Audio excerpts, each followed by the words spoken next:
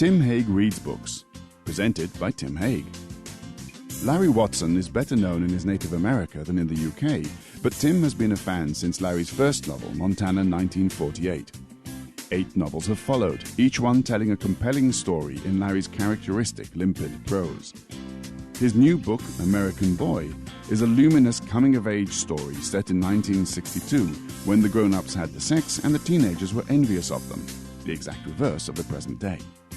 Young Matthew Garth, not quite an orphan but unofficially adopted by the local doctor's family, is present when a young woman is brought in with a gunshot wound. To Matt, this seems to be the beginning of something. In time, he learns that it is really the end of the life he has been living. With Larry in Wisconsin and Tim in Finchley, London, they discuss the book by the magic of Skype. This is Tim Hague Reads Books, and I've been reading Larry Watson's latest book, which is called American Boy. Larry is the author of, I think is it 8 novels, Larry? That's exactly correct. I'm not sure which of those 8 books is the best known. I mean, which is the best known in America, Larry? The best known by far is Montana 1948, the biggest commercial success as well as the biggest critical success. You're not terribly well known in Britain, which I think is a terrible shame. But one of the ways I know about whether I like a writer is if I look at the books in the front of the titles in the front of your book, and I compare it with the books on my shelf. In your case, all 8 of them were there, which made me think, yes, I want to read the new one. So let's talk about the new book, which is American Boy. First thing that confused me was I didn't understand the title. Why is it American Boy? Well, I think of was it the American part that confused you, or the boy part? Well, no, he's young, so he's a teenager, and Matt is our hero, is a teenager. So no, I understood that he's a boy. I also understood that he's American. But where did the title come from? Why are we using that for the title for this book? In a way, we're using the title because of what I've been writing in all the previous books. At some point, it occurred to me that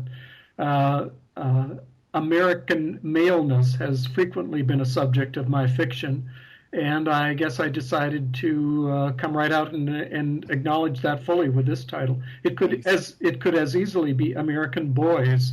In a way, yes, of course it could, because one of the central relationships is between Matt and his best friend Johnny, who's almost a brother. We set the scene. Matt he's not an orphan, but he's a child of a single parent, he's sort of adopted by the family of the local doctor, Dr. Dunbar, and so Dr. Dunbar's son Johnny is the same age as Matt, and they're practically brothers. Yes, they are. But I'd be willing to throw Dr. Dunbar in there as one more American boy. Oh, well, we'll come to that, I suppose, yes, because, of course, it is very much about American male experience. Let's say a little more about it. It's set in, it's not South Dakota, it's the next state over, in a tiny little town in the bottom corner of a Midwestern state, and it's set in the early 1960s. That's correct. It's a part of Minnesota that, sort of like the Montana of a couple of my novels, is not the Minnesota that springs to the minds of most Americans. That is to say, in the land of 10,000 lakes, it's near none of them. Yes, and it's this again. It's very much your territory, isn't it? A small town in which the events that happen to a prominent individual have enormous rippling effects within that tiny little community.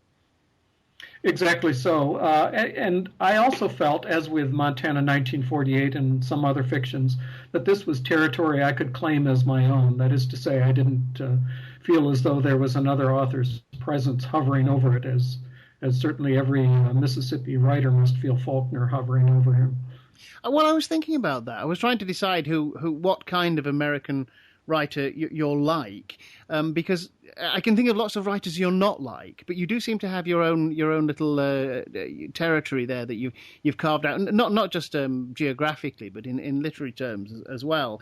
You don't do those sort of big splashy world-shaking events things. There's nothing Tom Wolfe or Norman Mailer about you. It's much more right here, right now stuff that you seem to be interested in. Much more like, in a way, like Philip Roth, who makes a whole world out of that corner of existence that he has. Oh, well, thanks for invoking Philip Roth's name. He's a writer I revere. But no, you're absolutely right. The focus of my fiction tends to be fairly tight and does not cover a great span of time. And history, I like to think, is lurking around the edges, but probably doesn't find its way right into the picture. Well, let's talk about history, because the timing of this book is very important. And obviously, you remember being young around about those years as well. But there are other reasons, aren't there, for setting the book back in the early 60s? Yes, there are.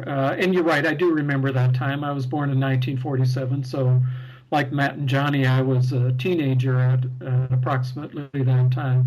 1962 is important to me for a number of reasons. For one thing, I don't think the decades I don't think they mark the eras quite accurately. So 1962, I think, is probably much more like the 1950s, an era of conformity and repression, than well, like that's right. 60s. Yeah, it is. It is about conformity, of course. It's taking us back to an era, for instance, when grown-ups had sex and kids didn't, which is almost the exact reverse of today. That's exactly right. You're thinking of the Philip Larkin poem? I certainly am. Well, yes, yeah. Oh, and 1962 is, of course, before 1963, the year of the Kennedy assassination, that time that many people regard as a time when everything changed. And we're dealing with, of course, a time in the boys' lives when they're becoming sexually interested, sexually mature, and of course are desperately frustrated, because you were back then. One of the things that I like about all your books is that you have a marvelously calm way of grabbing the reader. Do you have a copy of the book in front of you by any happy chance? I'm sorry, I do not. Well, in that case, what I'm going to do is, if I may, I'm going to read the first paragraph before page 1, and which will explain to me why, or will explain to us, I think, the kind of thing you do so well.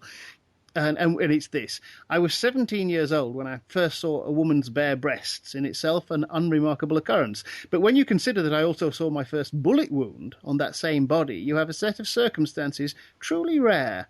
And if the boy standing beside me that day had not been already as close as a brother, the experience would have bound us to each other in a way that even blood would find hard to match. Now, I having read that, would have to have gone on anyway, even if I hadn't been planning to talk to you about this book. Oh, thank you very much. I like the notion of something that sort of hangs over the entire narrative. Certainly that works as a hook, but something that does something else, that establishes a voice and perhaps a tone. This one strikes me as calm, yes, but also maybe a little rueful. I'm not sure. You're always asked if your books have any element of autobiography in them, and I've read enough of them to know that they can't all be autobiography. Tell me if this one has anything in it that is drawn from your immediate life. Not much at all. Although I have said I've done a couple interviews already, and I have mentioned that one of the things that I wanted to do in this novel was to try to do justice to the intensity and even the danger of the teenage years, which seems to me are so often depicted with a kind of wink and a leer and a pat on the head, as if teenagers' behavior is so often cute. And I was not a particularly risk-taking teenager, and yet it scares me now to think about some of the things that I did in the company of my friends. And again, I wanted to do justice to that intensity. The place in which this novel takes, Willow Falls, you go to an enormous amount of trouble to fix it. Is it a real town? It is not. It is not. But I took bits and pieces of towns that. Well, it is now. Yes, that's right. I love the way you do sort of within a single passage. You do both sides of the town. We've got you describe Dr. and Mrs. Dunbar taking trips to Minneapolis for the opera and the ballet, and then just after that you have Matt's mother, who's a single mother, talking about the Thanksgiving turkey. Yeah, I'm sure you remember. And she says Red Owls are going to sell their leftover birds cheap. And Matt says to her, "But it wouldn't be for Thanksgiving." And she says, "No, but it'd be turkey." And I thought, yes, that's the two different sides of the town. Yes, it is, exactly. And Matt is already interested in ceremony, and his mother seems to have moved past that. She's got other concerns, of course. She is struggling in a way, but then Matt begins to move out, and of course the big thing in this book is that the woman whose breasts he saw in that first section and who has the bullet wound is a young woman called Louisa Lindahl, who the doctor takes into his home. Danger, danger. Stranger comes to town. Do not let her into your home. Especially when she's cute. Especially when she's cute, exactly. Yeah. Sure. And Matt recognizes her as, of course, a beautiful woman and an object of his of lust. He doesn't have much problem handling the lust part of things. But in fact, Matt and Louisa have some things in common, and perhaps if Matt could get past his lust, he could recognize those and act on them, but he has difficulties.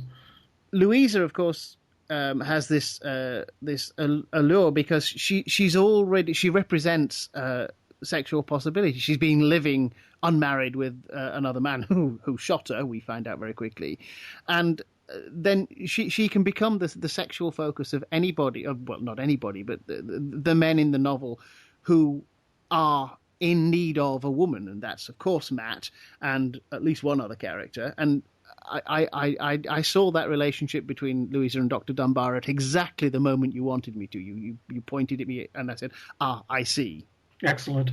I was hoping it would be there without having to be explicit about it, and that perhaps it would be something that would come to readers the way it might come to some of the characters in the novel. I read that first passage about the woman's bare breasts and the bullet wound, and I think perhaps bullet wounds were a little less common back then than they are now, but I could be wrong. And then, of course, what happens in this book is that this young woman is taken into the doctor's household, into Dr. Dunbar's household, and that is the defining event of the book, really. Yes, Louisa Lindahl has ambitions, and like Matt, she's opportunistic. And once she enters the Dunbar household, she sees opportunities, a way for her to better her station in life. Certainly, the plan that she develops is not Matt's plan, but it's one that is well suited for someone with her gifts, we'll say.